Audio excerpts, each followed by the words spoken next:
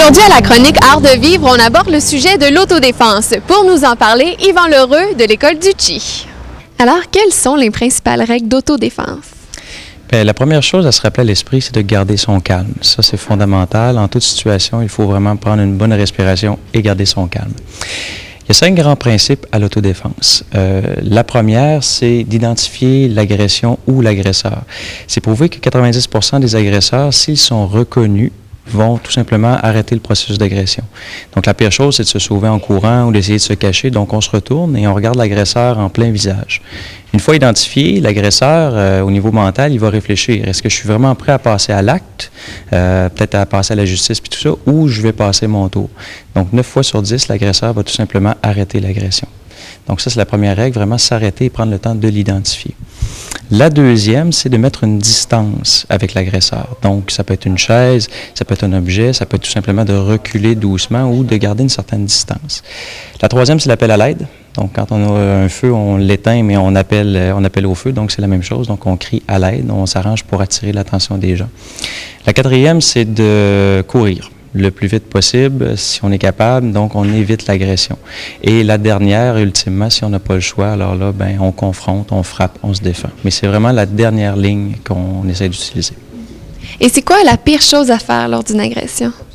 La pire chose à faire durant l'agression, c'est d'essayer de se cacher, de dévier l'agression, de nier l'agression. Donc, il faut vraiment l'identifier et y faire face. Puis quand on veut faire un appel à l'aide, est-ce que c'est important qu'il y ait des gens autour ou est-ce que...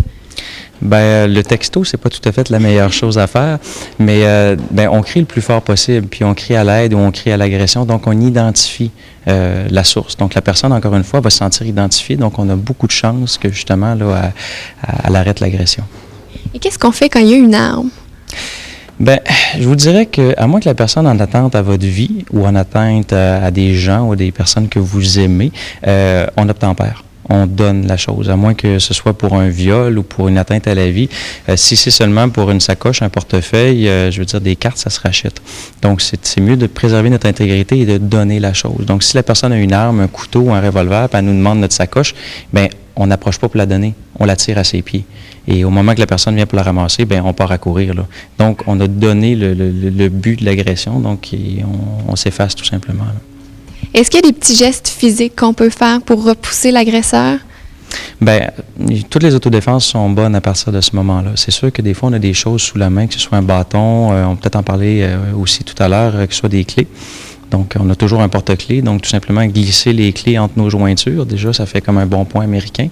Ça peut dissuader l'agresseur. Fait qu'on peut se servir de choses qu'on a sous la main pour aider à se défendre. Okay. J'imagine qu'il y a des cours qui se donnent d'autodéfense?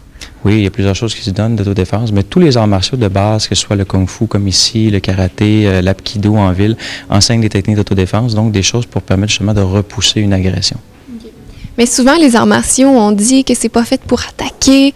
Est-ce que c'est fait seulement pour se défendre? Bien, je dirais le principe est yin et yang. Hein. Si vous apprenez à vous défendre, il faut apprendre à attaquer et l'inverse aussi. Le but, c'est d'arriver à ne pas avoir à utiliser son art. Donc, de dévier l'agression soit en discutant, soit en dissuadant la personne, soit en créant une barrière, une limitation qui empêche l'agression. Puis, ultimement, si on n'a pas le choix pour se défendre ou défendre ses proches, bien là, on doit passer à l'action. Et quand on connaît les arts martiaux, est-ce que ça peut être considéré comme une arme selon la loi? Ben oui, la loi au Québec stipule que quelqu'un qui a l'équivalent d'une ceinture noire et qui agresse quelqu'un sans fondement ou autre, c'est considéré comme une attaque à l'arme blanche. Donc, si je suis le premier à porter le coup à un agresseur, c'est sûr que c'est plus facile de frapper le premier, on va dire, mais si je porte le premier coup, je peux être considéré comme quelqu'un ayant agi avec violence. On ne doit jamais répondre avec plus de violence que celle qui nous a été infligée. Donc, si la personne essaye de nous étouffer, bien, on peut se dégager, on peut frapper à la gorge, on peut repousser, mais on ne peut pas tuer littéralement la personne parce qu'elle a essayé de nous étouffer. C'est un peu la loi du œil pour œil, dent pour dent, mais on ne doit pas appliquer plus de violence qu'il nous en est fait.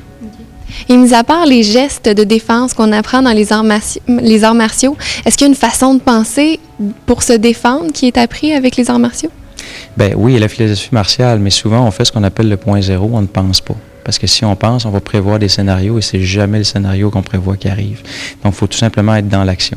Donc, si la personne porte un geste d'agression, bien là, on se défend. C'est sûr que pour quelqu'un qui ne s'est jamais battu, bien là, on a des points vitaux à viser. Donc, on vise quoi? Les yeux, la gorge, les parties ou encore les genoux.